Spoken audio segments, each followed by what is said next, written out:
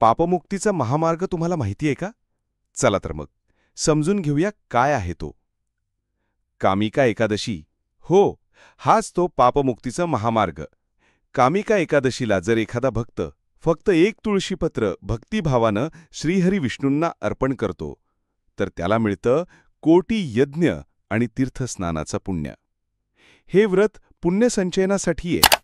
कामिका एकादशी व्रत, ज्यामुळे पुण्य मिळतं आणि आत्म्याला दिव्य प्रकाशात नेऊन ठेवतं.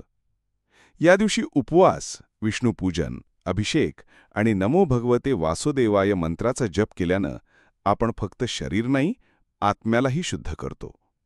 हे व्रत म्हणजे पापमुक्तीचा सुवर्ण संधिकाल. विसरू नका, श्रीहरी विष्णूंची कृपा हवी असेल तर कामिका एकादशी व्रत चुकवू नका. असेच धर्मशास्त्र समजून घेण्यासाठी नित्य कर्मकांड या चॅनलला सबस्क्राईब करा.